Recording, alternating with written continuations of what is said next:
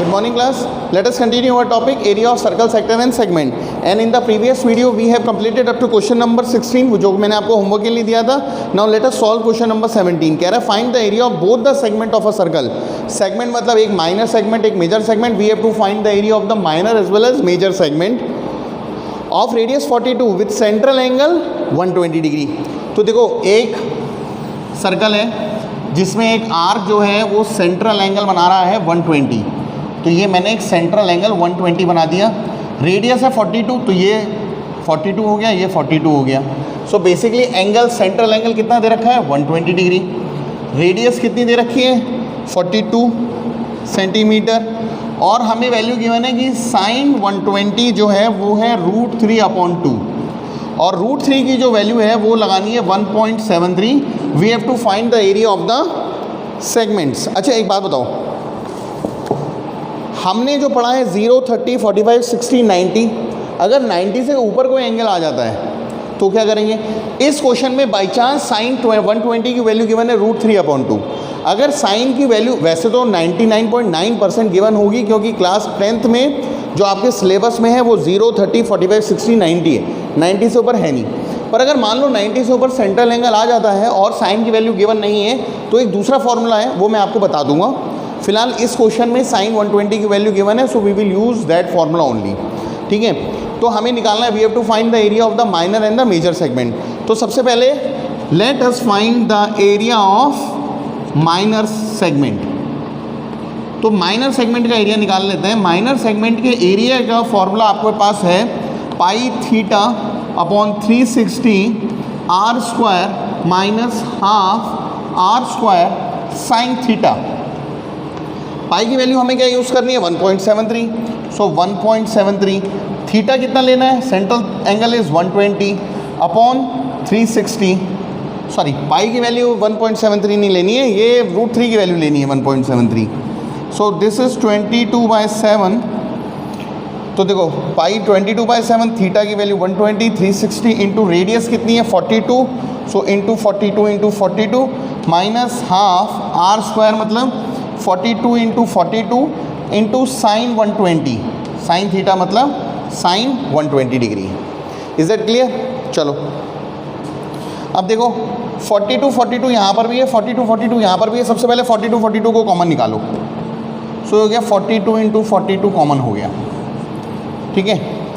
0 से 0 काटा, 12 12 12 24 12 3 36.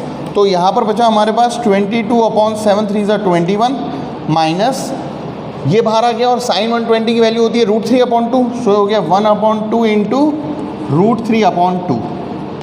Is that clear. अच्छा 22/7 3 21. Is that clear. तो ये आ गया हमारे पास 22/21.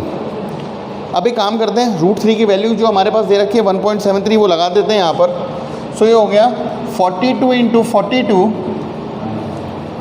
ठीक है. यहाँ पर है 2 2 4, यहाँ पर 21 और 4 84 इनका एलसीएम हो गया. ठीक है. मैं यहाँ पर √3 की वैल्यू भी डायरेक्ट पुट करूँगा. सो 21 4 84. सो 22 4 88. सो यहाँ पर आ गया 88 माइनस 4 21 यानी 21 इंटू 1.73. कितना हो गया 21 इंटू 1.73. Is that clear. चलो 1.73 की 21 से मल्टीप्लाई कर दें.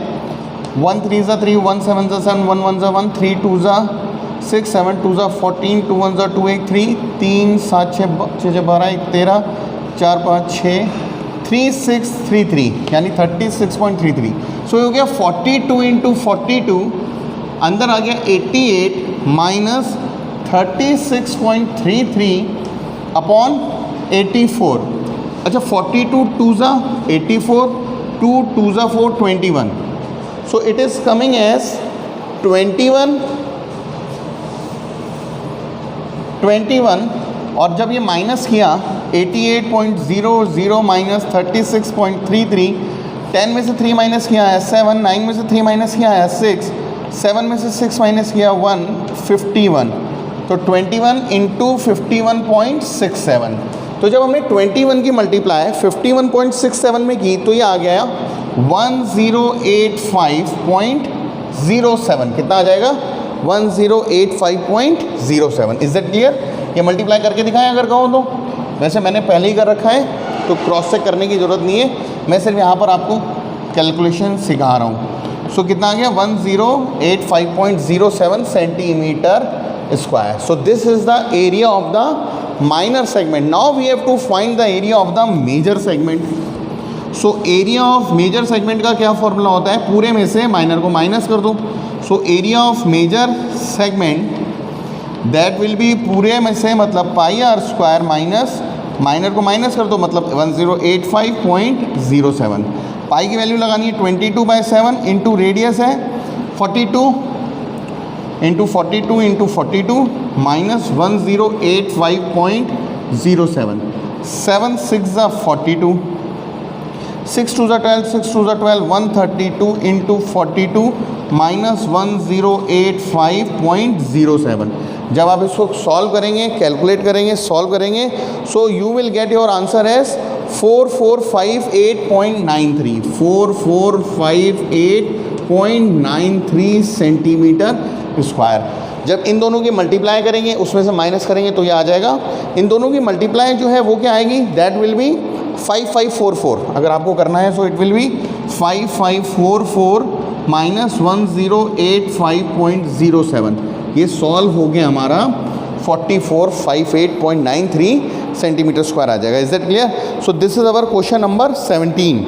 क्वेश्चन नंबर 18 कह रहा है chord of a circle of radius 30 makes an angle of 60 degree. Find the area of the minor and the major segment. Use pi is equal to 3.14 and 1.732। तो basically इसमें तो formula लगाना है, सारा input आपके पास है। So question number 18 you can solve it by yourself. जो क्वेश्चन नंबर 19 है ये बड़ा अच्छा क्वेश्चन है। क्वेश्चन नंबर 19 जो है it can be solve by 2 method. ठीक है, तो क्वेश्चन नंबर 19 देख लेते हैं एक बार। देखो ये दो तरीके से हो सकता है। जो दूसरा तरीका है वो थोड़ा सा बड़ा होता है। ठीक है, तो पहले कॉन्सेप्ट सीखते हैं इसका।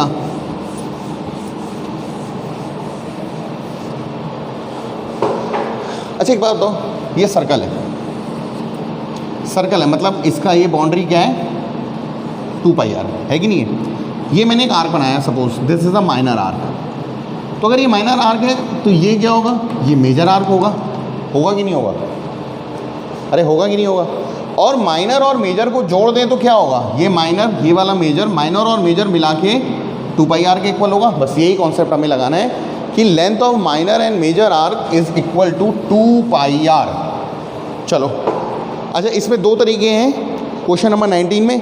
एक तो या तो हम सेंट्रल एंगल फाइंड कर ले थीटा, उससे करें, थीटा फाइंड करके हम एरिया ऑफ सेक्टर निकाल सकते हैं, या दूसरा हम डायरेक्टली हाफ LR का फॉर्मूला लगाएं। हाफ L इंटू आर, ये भी तो एक फॉर्मूला होता है for finding the area of a sector. Question number 19 कह रहा है in a circle of radius 10.5 centimetre. एक सर्कल है जिसकी रेडियस दे रखी है 10.5 centimetre. The minor arc is 1/5 of the major arc.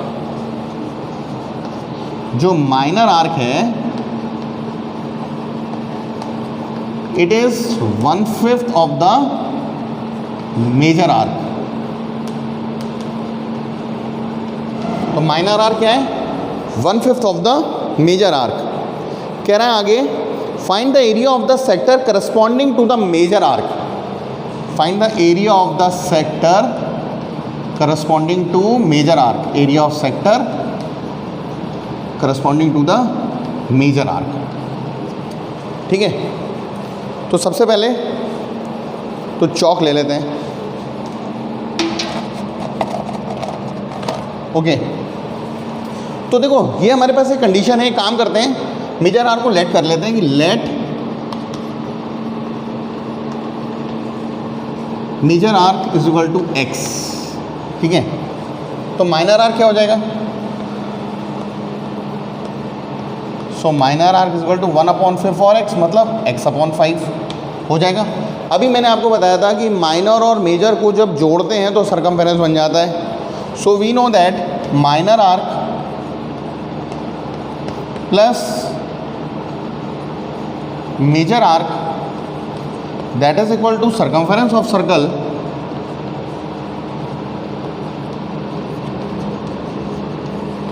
Minor कितना है x अपॉन 5, मेजर कितना है x, और सरकमफेरेंस कितनी है 2 पाई r।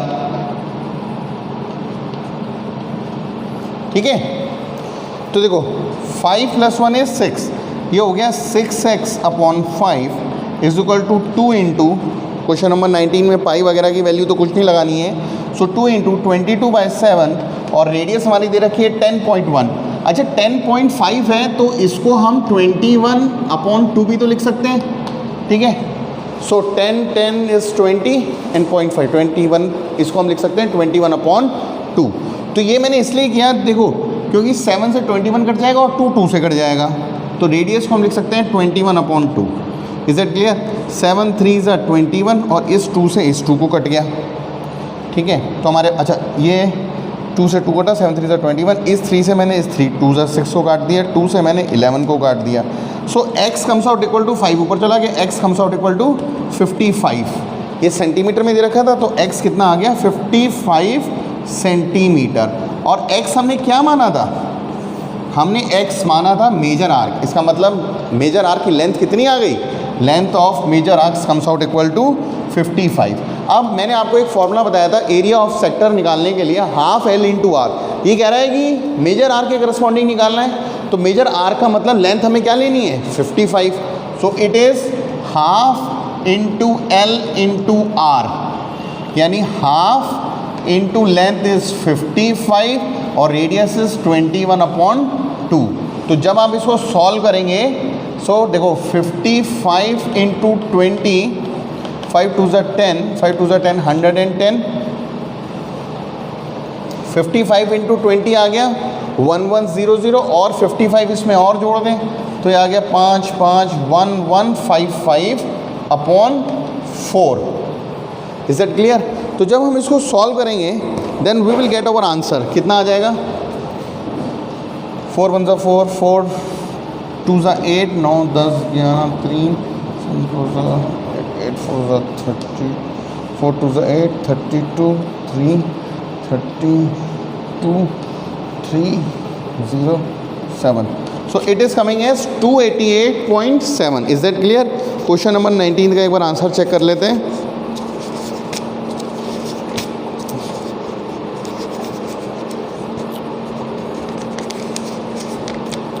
This is question number 19, 288.7. Yes, and our answer is coming accurate. अच्छा एक बात बताओ, अगर ये कहता है area of sector corresponding to the minor arc, तो हम लेंथ क्या लगाते हैं? तो हम लेंथ ये वाली लगाते हैं। माइनर आर्क 1/5 है, तो 1/5 इंटू 55, 55/5 इज 11, तो हम लेंथ क्या लगाते हैं यहाँ पर? 11 लगाते हैं। Is that clear? So this is our question number 19. Now let us see question number 20. Have a look. Okay, let us see question number 20. कह रहा है the short and long hand of a clock are 4 metre and 6 metre long respectively. Clock तो आपने देखी होगी, ठीक है, सबके घरों में होती है। तो ये मैंने क्लॉक बना दी, ठीक है। सपोज़ ये है 12 और ये है 3, ये है घड़ी, ये है मिनट हैंड और ये है आवर हैंड। फ़र्क समझ में आ रहा है? मिनट हैंड छोटा है और आवर हैंड बड़ा है। हालांकि फिगर से कुछ नहीं करना, पर मैं आपको सिर्फ एक नॉर्मल सा एग्जांपल दे रहा हूँ फिगर बना के। कह रहा है the short hand long hands are 4 and 6. ये क्या है? This is 4 and this is 6, ठीक है। अब आगे क्या बोल रहा है? Find the sum of distances travelled by their tips in 2 days. Pi की वैल्यू लेनी है 3.14.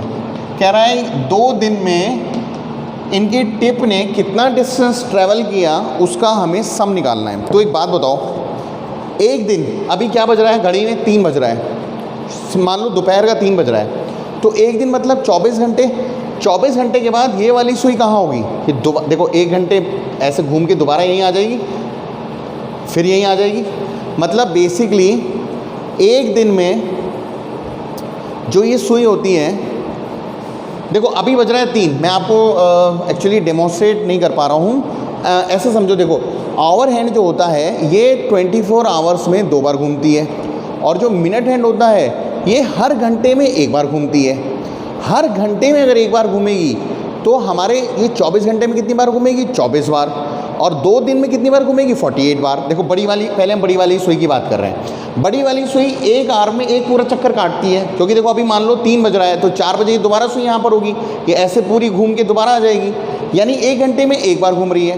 तो एक दिन में कितनी बार घूमेगी 24 आवर्स में 24 टाइम्स, यानी 48 आवर्स में कितनी बार घूमेगी 48 times. Is that clear? So distance travelled bye, मैं पहले अलग अलग निकाल लेता हूँ। Distance travelled by minute hand in 2 days. तो देखो जब 1 घंटे में एक बार घूम रही है तो 24 घंटे में 24 बार घूमेगी, 2 दिन में 48 टाइम्स घूमेगी, तो 48, और ये घूम रही है मतलब 2 pi R into 2 pi capital R, where capital are is 6 and small are is 4। Is that clear? तो ये हो गया 48 into 2 pi R. Now distance travelled bye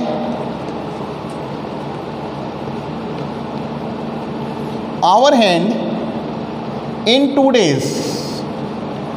देखो अभी दोपहर का 3 बज रहा है, या फिर एक काम करते हैं रात को 12 बजे से शुरू कर रहे हैं, जब दिन हमारा डेट चेंज नहीं हुई है। रात को 12 बजे से जब घड़ी घूमी एक चक्कर, दोपहर के 12 बज गए, फिर दूसरा चक्कर फिर से रात के 12 बज गए, यानी जो आवर हैंड होती है वो एक दिन में 2 बार घूमती है, यानी 2 दिन में 4 बार घूमेगी। इसका मतलब 4 into 2 pi small are. Is it clear? देखो 4 into 2 pi small r, where small are is 4 and capital are is 6। अब इन दोनों के डिस्टेंस को टोटल करना है, सो टोटल डिस्टेंस कर देते हैं। So total distance is equal to 48 into 2 pi r plus 4 into 2 pi small r. तो देखो 4 और 48 में से मैंने 4 कॉमन कर लिया, इंटू 2, और पाई की वैल्यू कुछ लगानी है क्या? दिस इज क्वेश्चन नंबर 20, कह रहा है पाई की वैल्यू यूज़ करो 3.14, सो इंटू 3.14। मैंने 4 इंटू 2 पाई कॉमन ले लिया, तो जब मैंने यहाँ से 4 कॉमन लिया, 4 1 ज़ा 4, 4 2 ज़ा 8, और 2 पाई कॉमन किया, बचा क्या आर, कैपिटल आर की वैल्यू क्या है 6, प्लस 4 इंटू 2 पाई कॉमन कर लिया, स्मॉल आर की वैल्यू है 4। Is that clear? तो ये हो गया 4 2 ज़ा 8 इंटू 3.14, और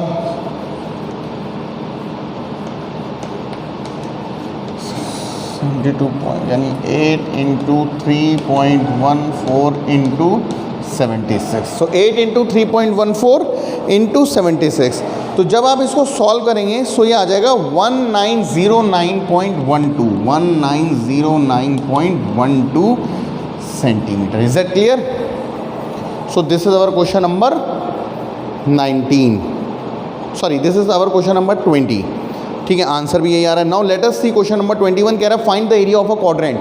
अब ये आपको खुद करना है। एक बात बताओ, जैसे मैंने एक सर्कल बनाया, ठीक है, ये जब मैंने सर्कल को 4 इक्वल पार्ट में डिवाइड कर दिया, this is first quadrant, this is second quadrant, this is third quadrant and this is fourth quadrant.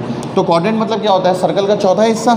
Area of circle क्या होता है? Pi are square. क्वाड्रेंट का एरिया क्या हो जाएगा? Pi are square upon 4। Is that clear? So now you have to find the area of a quadrant. Circumference ये 88, circumference given है circle की 88, सर्कमफ्रेंस मतलब 2 pi R is equal to 88। So 22 into 2 44, 44 2 जा radius कितनी आ गई 17, radius 17 आ गई। क्या आप इस फॉर्मूले में लगा के निकाल सकते हैं?